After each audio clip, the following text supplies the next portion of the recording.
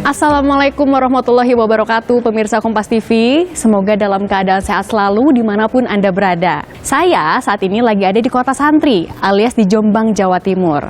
Nah, tepatnya saya ada di salah satu pondok pesantren yang saya yakin pemirsa Kompas TV udah banyak juga yang bisa ngira-ngira saya ada di mana. Saya lagi ada di Pondok Pesantren Mambaul Ma'arif.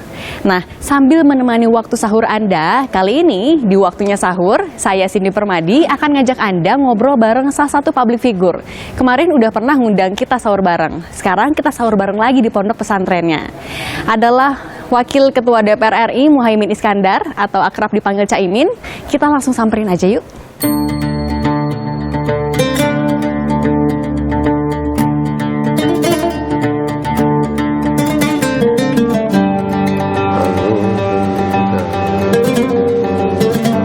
Sadaqallahul azim. Assalamualaikum Caimin. Waalaikumsalam. Mari silakan. Terima kasih loh Caimin, kita udah diundang lagi loh kedua kali. Iya. Caimin gimana kabarnya, sehat? Alhamdulillah sehat. Alhamdulillah. Keluarga sehat? Alhamdulillah sehat semua. Alhamdulillah. Ini kan kita udah pertengahan Ramadan nih. Betul. Gimana agendanya, malah semakin padat atau mulai dikurangin mau lebaran? Ya, harus kita mulai kurangi untuk lebih banyak melakukan ibadah-ibadah mahdhoh. Oke. Tadarus, sholat, dan berbagai kegiatan-kegiatan yang bersifat langsung berhubungan pada ibadah kita. Oke, berarti banyak agendanya di mana? Di Jakarta atau di Jombang atau di mana? Saya di Jakarta masih, tapi di Jombang ini nanti akan menjelang Ramadan, menjelang Idul Fitri akan beberapa kali pulang ke Jombang. Oke. Caimin, kan Caimin waktu nyantri di sini bareng adik sama kakak, betul ya? Iya. Gimana? Dulu bandel kali ya? Biasa namanya juga anak SD SMP itu kan ada masa-masa pertumbuhan begitu. Ya ada nakalnya. Tapi saya di sini mulai dari SD, SMP, SMA kelas 1. Jadi ya relatif tidak terlalu bandel lah. Nggak terlalu bandel, itu kata Caimin tapi ya. Gimana Caimin, apa memori yang paling dikangenin sih? Jadi dari sini ini dari titik nol saya belajar ya, dari titik nol mulai mengerti tentang agama, mulai belajar membaca Al-Quran, dan yang paling saya bersyukur adalah saya termasuk masih bisa bertemu langsung dengan Mbah Bisri Sansuri. Mbah Bisri Sansuri ini pendiri pesantren Mambaul Ma'arif ini, sekaligus pendiri Nahdlatul Ulama, ulama sepuh yang ketika saya masih kelas 5-6 SD ya, Madrasah Ibtidaiyah di sini namanya, saya berkesempatan untuk belajar Al-Quran langsung kepada beliau tiap habis subuh. Dan perlu diketahui belajar membaca Al-Quran langsung kepada beliau itu untuk Fatihah saja bisa 3 bulan. Waduh. Karena harus dites setiap kata, setiap lafal huruf di dalam kalimat yang keluar. Jadi yang paling terkesan di sini adalah bahwa santri-santri di sini di dalam membaca Al-Quran sangat fasih, tajwidnya sangat bagus, makhrajnya sangat bagus, dan tentu menjadi sangat hati-hati di dalam membaca Al-Quran. Akhirnya saya bisa belajar Al-Quran dengan guru langsung yang tepat. Kakek buyut saya sendiri, Mbak Bisri Sansuri. Di sini sangat lengkap sih, selain belajar agama, juga kurikulum yang diajarkan juga ilmu-ilmu umum. Jadi aliyah itu, sanawiyah, aliyah itu kombinasi antara ilmu-ilmu agama dan ilmu umum. Jadi saya sangat beruntung, ilmu agama tidak ketinggalan, tetapi ilmu-ilmu umum saya juga bisa mengejar, sehingga saya bisa melanjutkan pilihan kemanapun setelah lulus di Mambaul Ma'arif ini. Kelebihan di Mambaul Ma'arif ini adalah para lulusannya selain alim di bidang agama, juga punya kemampuan untuk bisa diterima di perguruan tinggi manapun, fakultas apapun, karena di sini ilmu alamnya bagus, eksaknya bagus, ilmu sosialnya sangat bagus. Nah, Cak, kan bisa dibilang tadi Caimin sendiri yang bilang kalau ini jadi titik awalnya Caimin lah. Iya. Akhirnya sampai sekarang ya. Betul. Kalau kita inget-inget ya, Wakil Ketua DPR nih sekarang, Betul. Wakil Ketua MPR udah pernah, anggota DPR udah pernah. Nah, Boleh cerita dong Cak, gimana sih kontribusi dari Cak Imin sekolah di sini, jadi santri, sampai bisa jadi sosok yang seperti saat ini? Ya, saya termasuk orang yang sangat beruntung ya. Selain belajar kurikulum dan pengajian di sini, pengajaran yang lengkap, hobi tersalurkan dengan baik. Saking tersalurkannya saya bisa bikin klub sepak bola, dilatih langsung oleh Gus Dur. Waduh. Sepak bolanya itu yang melatih Gus Dur. Yang paling penting di sini dari titik nol adalah mengerti organisasi, mengerti bermasyarakat. Jadi santri-santri di sini dikenalkan langsung dengan perjuangan ya, perjuangan kemasyarakatan, perjuangan ke NU-an, bahkan politik. Nah, kenapa politik? Saya ingat persis waktu itu. Itu mempengaruhi hidup saya sampai hari ini. Mbak Bisri Samsuri selain membina, membesarkan, mengajar pesantren ini, beliau mau tidak mau karena tuntutan keadaan akhirnya menjadi politisi juga. Karena memperjuangkan NU, memperjuangkan masyarakat, memperjuangkan pendidikan ini akhirnya bersentuhan dengan pemerintahan, kebijakan pendidikan, kebijakan sosial. Waktu itu yang paling tren adalah tentang hukum perkawinan. Nah, saya teringat betul waktu itu saya masih kecil, masih madrasah ibtidaiyah. Mbah Bisri itu sebagai anggota DPR akhirnya beliau terpaksa menjadi anggota DPR RI, sebagian waktu meninggalkan pendidikan pengajaran di sini, beliau relakan untuk ke Jakarta. Dan saya ingat betul setiap beliau mau berangkat ke Jakarta itu seluruh masyarakat Jombang kumpul di sini, tokoh-tokoh, pimpinan-pimpinan organisasi, pimpinan pesantren kumpul mengantar beliau sampai ke stasiun. Saya membayangkan waktu itu Mbah Bisri ini pejuang, dicintai, dihormati, diberi amanat dan diharapkan di Jakarta memperjuangkan masyarakat sini. Nah, saya berharap DPR itu selalu begitu, dinyambung dengan masyarakatnya, kemudian menjadi harapan masyarakatnya, dan harus berusaha sekuat tenaga melanjutkan apa yang menjadi harapan dan aspirasi masyarakat. Itu saya belajar langsung. Dan mungkin karena terpetik di dalam hati saya yang paling dalam ya, akhirnya saya dikabulkan menjadi anggota DPR yang cukup lama akhirnya. Tapi ada pengalaman menarik juga ya. Waktu itu ayah ibu saya kan juga mengajar di sini sekaligus. Nah, di sini ada perguruan tinggi juga, tarbiyah. Nah, suatu hari ayah saya dan senat di sini begitulah mengundang Pak Amin Rais. Pak Amin Rais waktu itu dosen ya, dosen di Visipol UGM. Diundang di sini, Pak Amin Rais itu ceramah dengan sangat hebat. Semua terharu, bahkan mengagumi betul terhadap ceramah Pak Amin Rais. Ayah ibu saya pulang dari acara itu ngomong ke saya berharap kamu suatu hari harus pintar seperti Pak Amin Rais. Nah, ternyata beliau ini berdoa betul, dan akhirnya saya pernah satu kantor dengan Pak Amin Rais. Yang saya nggak pernah membayangkan dewa yang ilmunya dahsyat seperti Pak Amin Rais. Akhirnya saya satu kantor, beliau di pimpinan MPR, saya pimpinan DPR. Yang ya itu artinya doa orang tua itu benar-benar, apalagi yang kalau dari dalam hati itu benar-benar manjur gitu. Jadi ya kita boleh berikhtiar, berusaha, rasional, tapi jangan lupa kalau kita masih punya orang tua itu menentukan masa depan kita. Masya Allah, emang doa orang tua ini paling manjur ya. Manjur sekali. Nah, Cak Imin, berarti kalau bisa dibilang nggak, yang jadi inspirasi Cak Imin terjun ke dunia politik adalah Kiai Haji Bisri juga? Betul, Mbah Bisri ini bukan hanya inspirasi, tetapi juga doktrin yang beliau sampaikan kepada anak turunnya dan santri-santrinya. Beliau selalu menyampaikan jangan pernah lupa untuk terus memperjuangkan perjuangan Nahdlatul Ulama. Perjuangan Nahdlatul Ulama itu unsur-unsurnya pendidikan, sosial kemasyarakatan, agama, dan politik. Nah, itulah yang kemudian alumni-alumni sini pasti banyak yang berkiprah di legislatif, di eksekutif, di masyarakat, tokoh-tokoh, pimpinan masyarakat. Itu karena memang doktrin dari Mbah Bisri langsung, yang selain mengajar agama, mengajar ilmu-ilmu pengetahuan, beliau juga mendidik kepemimpinan prinsipnya. Dan itu diteruskan sampai sekarang, bahwa rata-rata yang dari Mambaul Ma'arif ini rata-rata ya menjadi aktivis, menjadi pemimpin masyarakat, banyak yang menjadi DPR, banyak yang menjadi bupati, banyak juga yang akhirnya menjadi pengurus NU, karena memang di sini bukan hanya ilmu tetapi praktek begitu. Oke.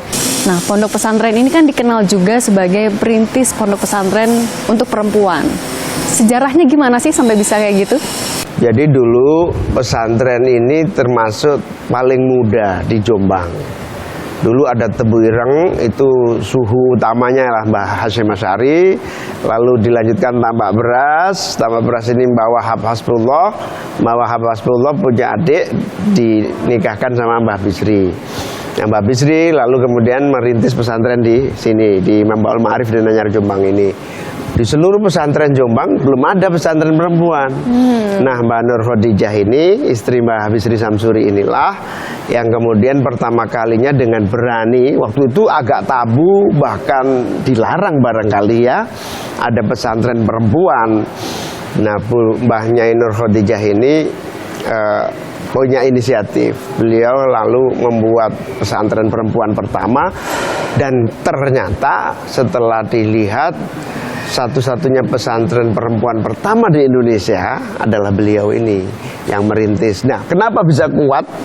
Karena ditopang Mbah Bisri yang punya otoritas, otoritas keilmuan, otoritas ke-NU-an, otoritas kepemimpinan yang kalau sudah Mbah Bisri merestui ya pasti semua akan setuju. Setuju ya, oh, jadi satu suara ya kalau satu suara kalau Mbah Bisri setuju.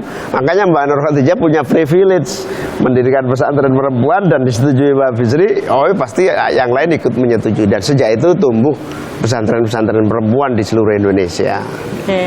Nah, kan ada peran dari ibunda tercinta juga ya Cak Imin ya, Ibu Nyai menjadi salah satu pengurus di asrama. Nah, kalau Cak Imin sendiri gimana ngelihatnya? Ibunda terkasih, kemudian juga menjadi kepala keluarga.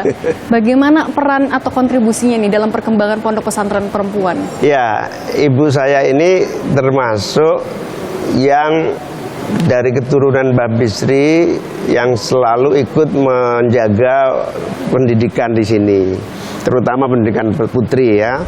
Bahkan ketika semua belum pesantren, para anak cucu ini pada belum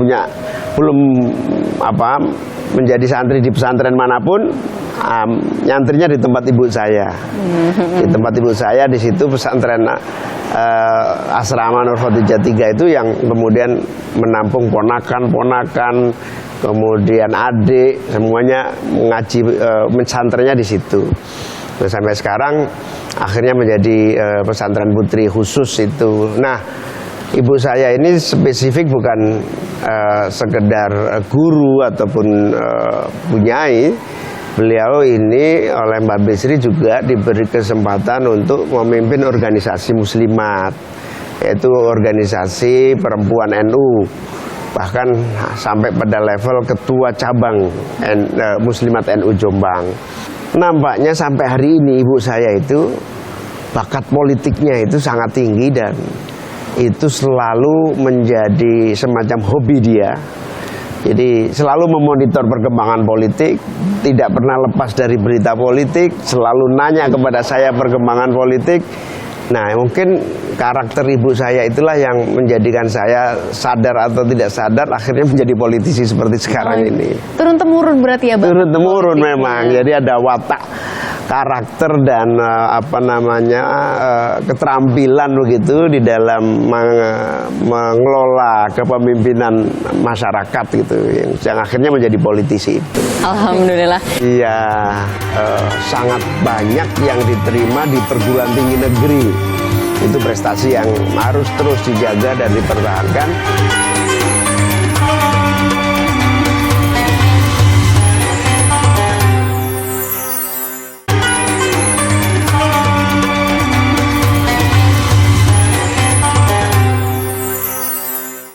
Cak, kan cukup lama ya Cak Imin nyantri nih di Ponpes ini, terus juga sempat jadi pengajar. Nah, kalau Cak Imin ngeliat nih, zaman Cak Imin jadi santri sama zaman ngajar sampai sekarang, ada yang beda nggak dari sistem pembelajarannya?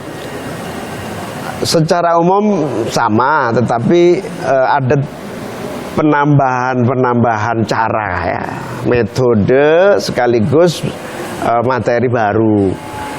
Penambahan itu bersifat kemampuan kapasitas ya untuk menghadapi tantangan ilmu pengetahuan dan teknologi, kayak labsnya, laboratorium bahasanya, laboratorium fisika, laboratorium ilmu pengetahuan alamnya, kemudian kurikulum sainteknya itu berkembang pesat. Itu jauh di atas zaman saya yang waktu itu. Praktikumnya juga berbeda. Itu yang saya lihat membanggakan. Tetapi di sisi yang lain, karena salah satu cicit Mbah Bisri ini adalah cucu Mbah Bisri ini adalah alumni pesantren Peloso Kediri yang salafiyah dan agamanya dalam, maka secara saintek maju, tetapi secara ilmu agama juga sangat mendalam hari ini di sini, jauh lebih maju dibanding saya. Dibanding zaman saya, ilmu agamanya tidak sedalam hari ini. Oke, berarti beriringan ya teknologi dan ilmu agamanya. Nah, Cak, kalau dari kan teknologi tadi udah ya, lab-lab, kemudian juga tadi secara saintifik juga semakin maju. Nah, kalau dari kultur ada yang beda nggak nih semakin kesini?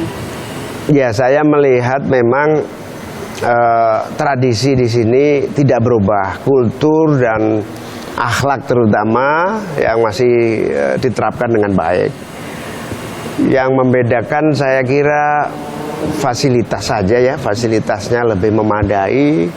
Kemudian saya nggak tahu hobi zaman saya sangat didukung ya. Saya sampai sekarang mungkin lebih maju zaman saya soal hobi. Oh gitu. Ya, hobinya olahraga, klub sepak bola dan semua lengkap di sini. Oke, kalau prestasi terakhir dari Ponpes yang Cak Imin tahu apa?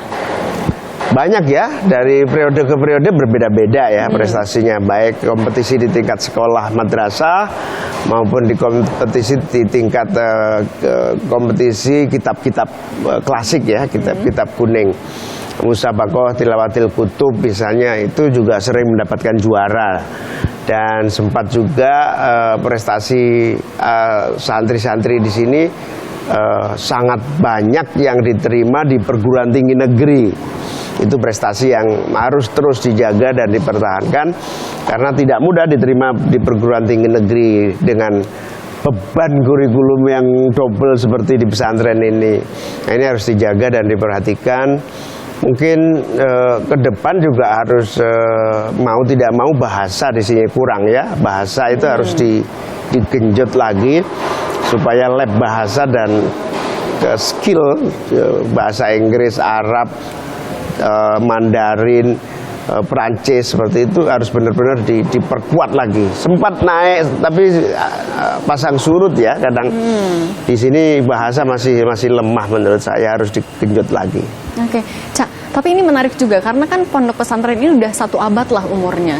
Artinya tetap bisa mengikuti perkembangan zaman. Nah, kalau dari pandangan Cak Imin, apa sih yang bisa bikin pondok pesantren ini tetap eksis, terus juga tetap bisa mencetak lulusan-lulusannya oke-oke loh? Iya. Saya kira pertama warisan doktrin dari Mbah Bisri Sansuri yang kuat ya, pengaruh beliau membuat fondasinya sangat terjaga. Yang kedua, alumni-alumni yang ada di berbagai tempat itu loyal, memberikan support, memberikan jalan, memberikan bantuan dan juga bimbingan gitu. Ini juga sangat berpengaruh, karena itu pesantren-pesantren yang alumni berada di mana-mana itu sangat penting buat masa depan adik-adiknya yang ada di sini. Yang menarik lagi, rata-rata alumni sini anaknya disekolahkan di sini. Oh gitu. Nah, itu yang membuat abadi. Makanya itu terima kasih sekali kepada para alumni yang selalu tidak pernah putus. Anaknya, cucunya, cicitnya itu terus berturun-temurun sekolah. Maksud Caimin berarti anaknya di sini juga kah? Iya, kalau anak saya sebagian sekolahnya di sini tapi tidak penuh di sini. Oke, artinya jaringan alumni yang kuat ini yang bisa bikin tetap berdiri kokoh gitu. Betul. Aktivitas setiap Ramadan di Ponpes ini ada yang khas nggak sih, Cak? Ya, seperti pesantren lainnya di sini yang unik itu ya sahur bersama, buka bersama, kemudian taraweh. Nah, kalau taraweh di sini kan agak lama ya, panjang ya, karena 23 gitu, dan santri di sini saya jadi ingat waktu kecil SD kelas 2, 3 gitu, selalu ikut taraweh tapi pulang-pulang sudah dalam keadaan tidur. Termasuk juga ini ya, ngelihat hilal tiap mau Ramadan. Nah, betul. Ya? Jadi di sini tradisi dulu di sini adalah satu-satunya pesantren yang menggunakan waktu sholat berdasarkan matahari.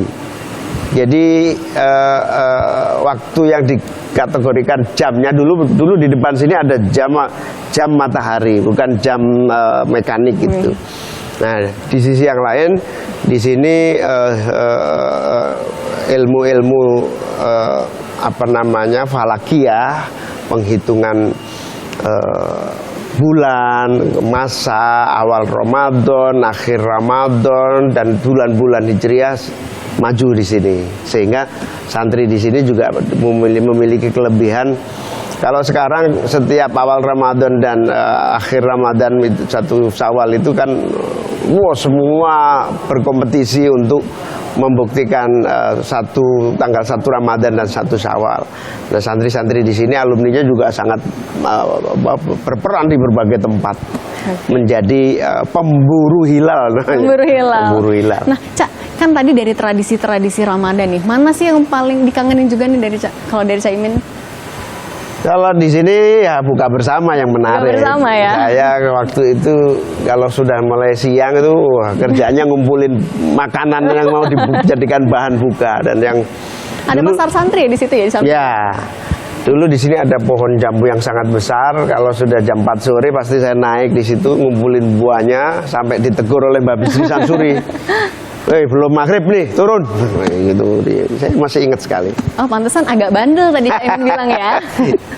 Oke, Cak, kan saya dengar-dengar nih katanya ada sejarah Gus Dur juga nih di pondok pesantren ini. Boleh nggak kalau kita pemirsa Kompas TV dikasih lihat? Boleh. Jadi ada tempat yang sangat historis ya, yaitu kamar di mana Gus Dur dilahirkan. Di sini ada ibunya Solihah, adalah ibu Gus Dur yang putri dari Kiai Bisri Sansuri, seorang pejuang perempuan yang sangat brilian. Pendidikannya tidak tinggi, tetapi semangatnya yang tinggi, kemudian pengabdiannya yang tulus, didikan Mbak Bisri langsung. Akhirnya apa? Akhirnya bisa menjadi pemimpin perempuan NU yang sangat tangguh, bahkan menjadi anggota DPR RI yang pelanjut dari perjuangan Mbak Bisri. Nah, Caimin, kita pause dulu, nanti kita lanjut lagi. Boleh ajak saya dan teman-teman ke sana ya, Cak? Ayo, kita kasih tahu. Nah, pemirsa Kompas TV, jangan kemana-mana, tetap di waktunya sahur, kita mau lihat ruangan tempat Gus Dur lahir. Yuk. Rumah kesepuhan di mana siapapun yang memimpin pesantren ini harus tinggal di sini. Meneruskan semua pengajaran, mengelola, memanage, memimpin dari tempat ini.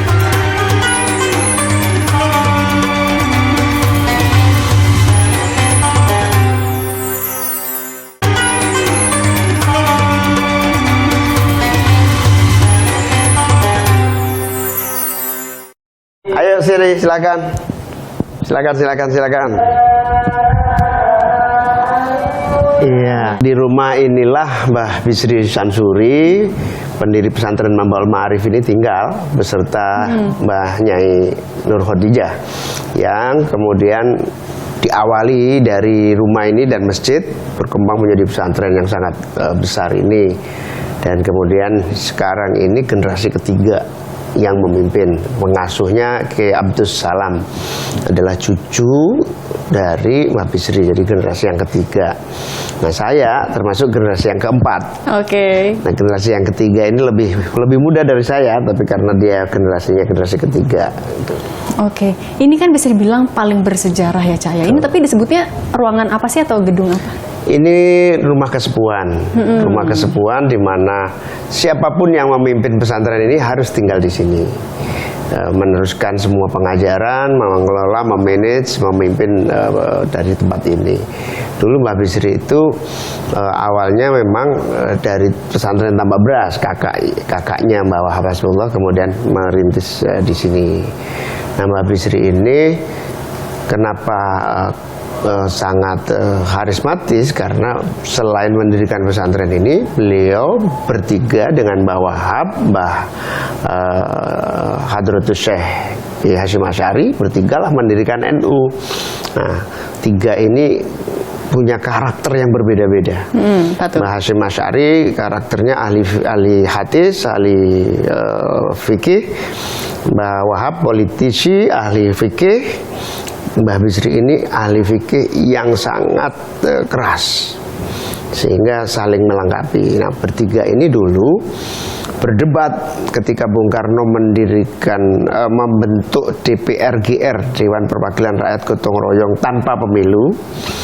Itu tiga pendapat yang keras berbeda. Mbah Bisri menolak keras karena itu bukan hasil pemilu, berarti tidak sah. Tidak boleh kita ikut mendukung DPR bukan hasil pemilu. Ini keras, nggak mau. Nah, kakaknya Mbah Wahab Hasbullah menyampaikan, kalau kita tidak ikut DPR-nya nanti diisi orang-orang yang lain yang memusuhi kita. Oleh gini saja, lebih baik kita ikut dulu masuk. Nanti kalau di situ tidak bisa berbuat banyak, kita keluar.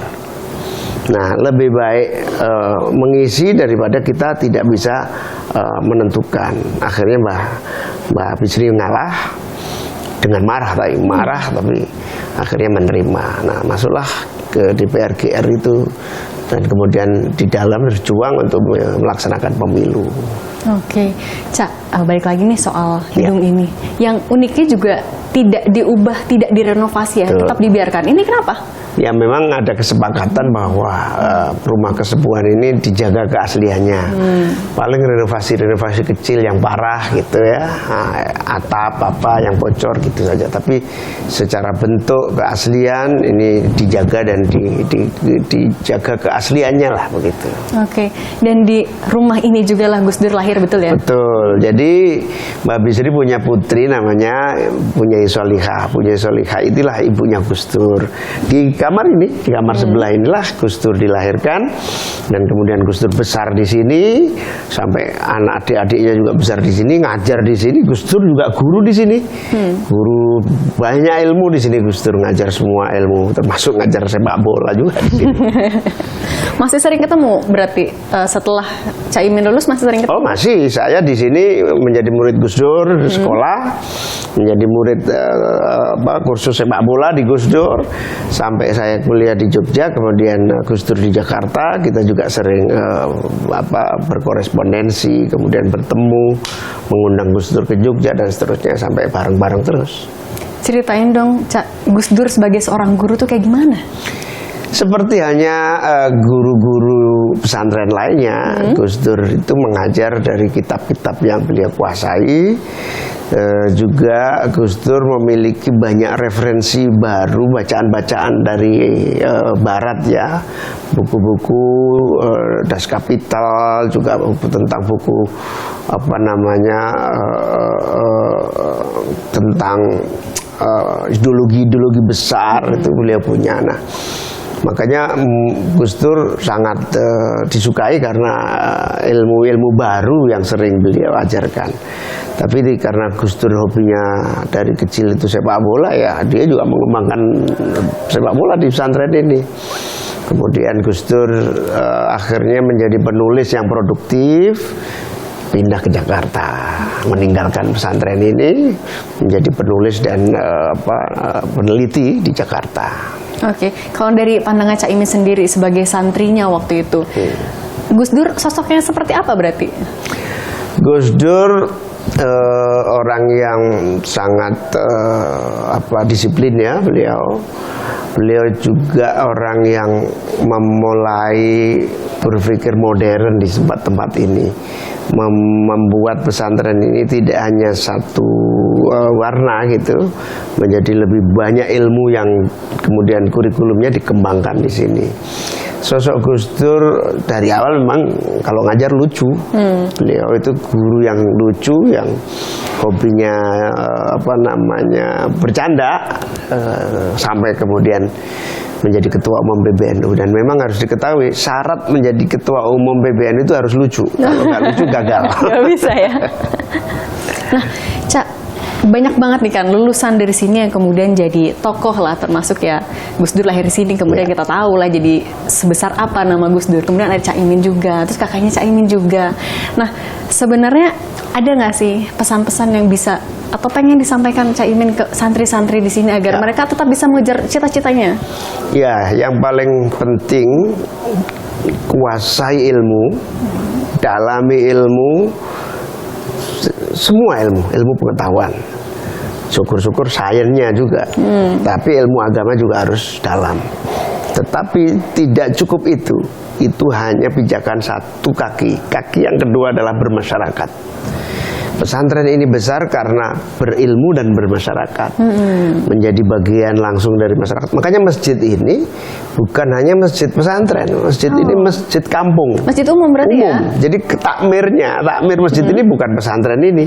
Ketua masjid ini adalah orang kampung, orang sini, dari orang-orang tetangga-tetangga ini.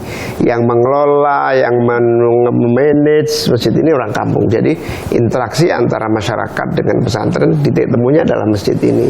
Karena itu satu kaki di ilmu, satu kaki di bermasyarakat. Dari situ Anda semua akan siap menghadapi tantangan apapun, tantangan kehidupan, tantangan negara, tantangan masyarakat, perubahan.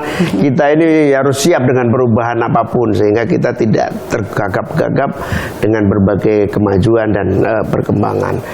Satu kaki di ilmu, satu kaki di masyarakat. Itu baru kita siap menghadapi masa depan. Nah, Cak, berarti satu kaki ilmu, satu kaki bermasyarakat. Yang paling penting juga ada orang tua, betul ya, Cak? Betul. Dan memang pesantren ini salah satunya memiliki karisma dan kekuatan karena ibunya Ibu Sri Sansuri, ibunya Nur Khadijah itu adalah seorang ibu nyai perempuan yang tirakatnya luar biasa. Sholat tidak pernah putus, malam tidak tidur, wirid berzikir terus dijalankan. Ibaratnya orang tirakat itu menghindari kenikmatan, menghabiskan waktunya untuk Tuhan, untuk Allah Subhanahu Wa Taala, sehingga tidak sempat menikmati hal-hal yang duniawi. Tirakatnya seperti itu, sehingga ya anak cucunya mendapatkan barokahnya, berkahnya, santri-santrinya maju-maju, itu juga akibat itu. Tentu ilmu, bermasyarakat, berdoa, berdoa orang tua. Karena itu siapapun yang masih punya orang tua jangan sia-siakan. Mohon doa terus dari beliau, karena kunci sukses ada di orang tua.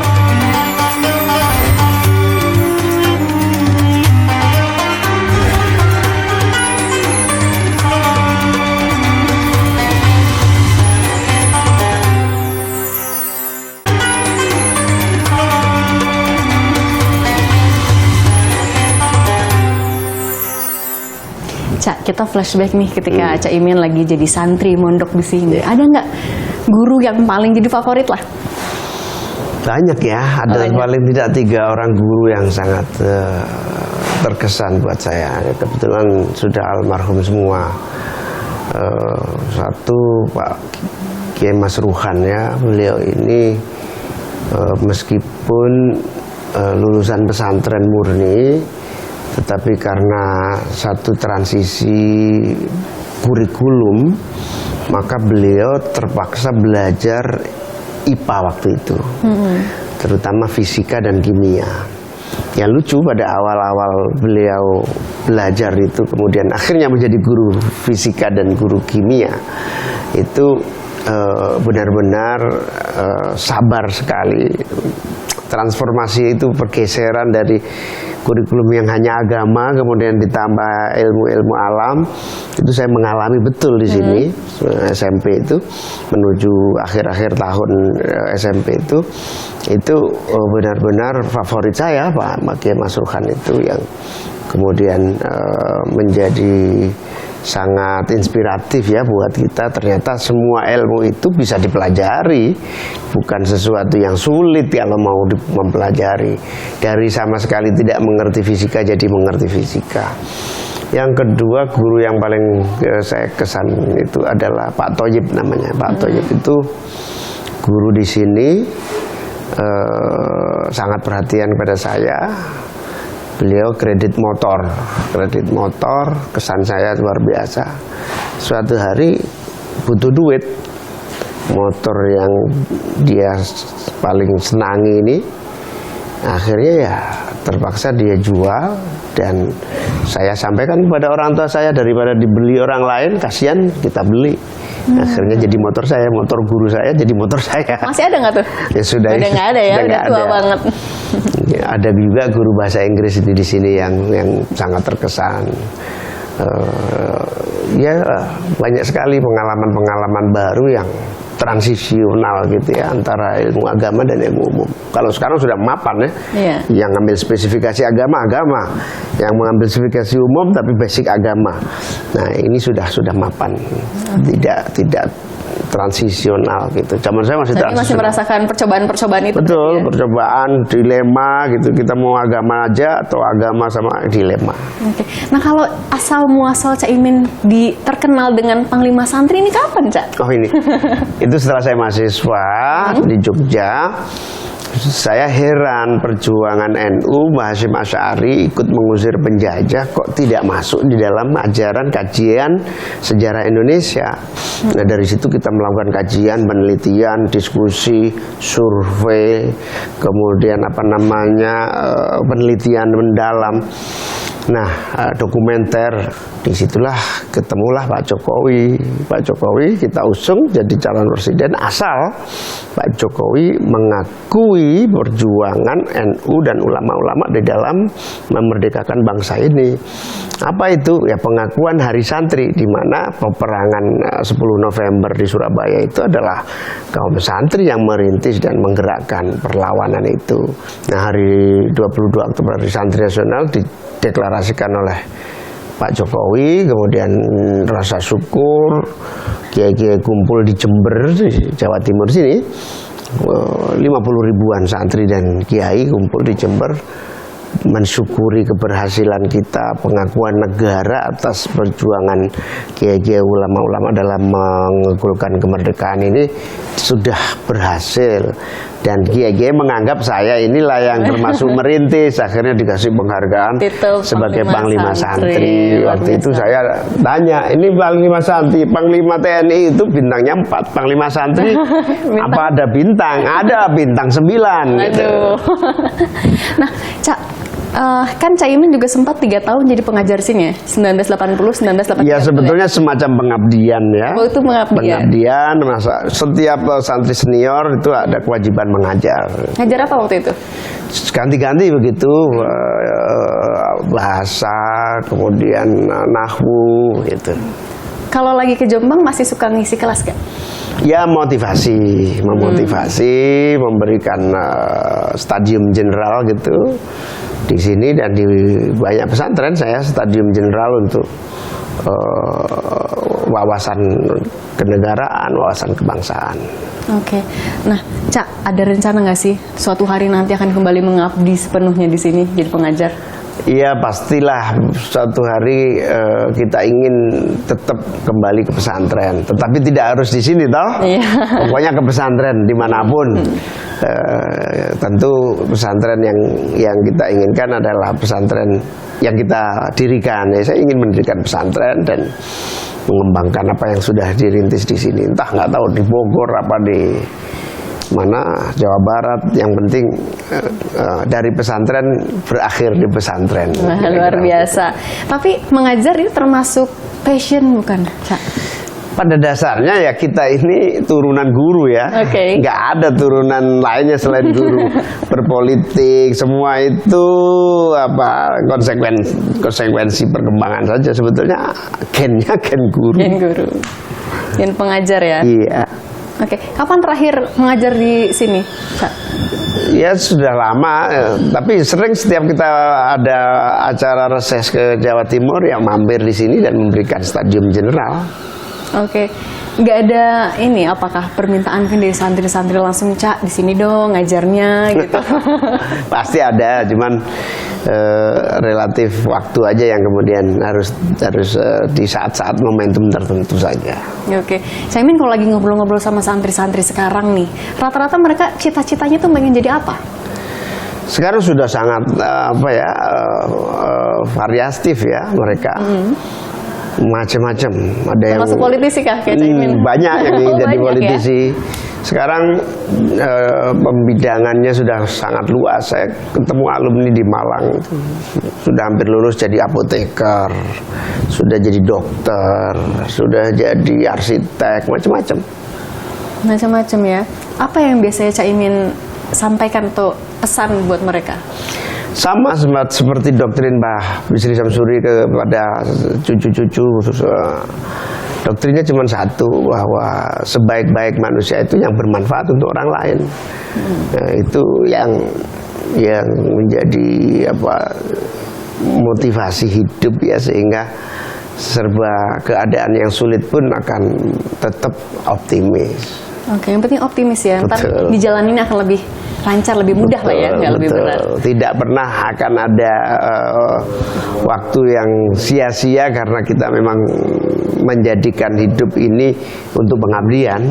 Jadi ya di situ doktrin yang sampai sekarang tertanam. Jadi pengabdian, pengorbanan, bermanfaat untuk orang lain itu semacam spirit yang selalu membuat kita semangat untuk menatap masa depan. Masya Allah, ngebantu orang lain malah kita yang dapat energi ya, Cak ya. Betul. Cak, udah jam mulai deket-deket Oh iya, imsak ini nih, sebentar Cak. lagi imsak. Iya. Ya, Mau ikut sahur nih, ayo kita sahur bareng-bareng ya. Boleh ya? Tapi bareng santri juga. Oh, iya kita dong. lihat, yuk kita lihat sambil makan sahur bersama santri. Yuk, silakan.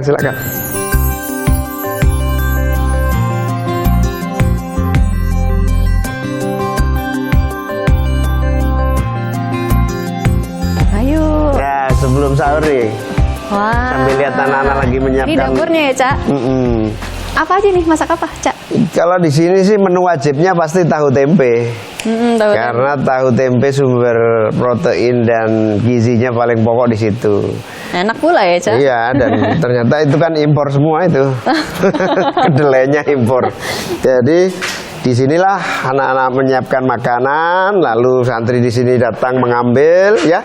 Di sini dimakan di asrama ya. Ya, tadi berhenti terus dimakan. Dimakan dibawa ke asrama. Begitu sahur juga begitu buka. Ini buat berapa orang, Cak? Kalau ini kan dapur khusus untuk santri induk tertentu. Jadi nggak tahu berapa. Kisaran 400 santri. 400 santri. Waduh, banyak Nanti di sana 400 lagi ada dapur lagi di asrama lain. Jadi dapurnya ada banyak. Oh, alah, pantas mulai masaknya dari pagi-pagi banget ya buat sahur. Oh iya pasti dari jam 2, jam 1 udah mulai. Udah mau dari itu pikir ya, Cak, ganti-gantian. Ayo kita makan sahur dulu.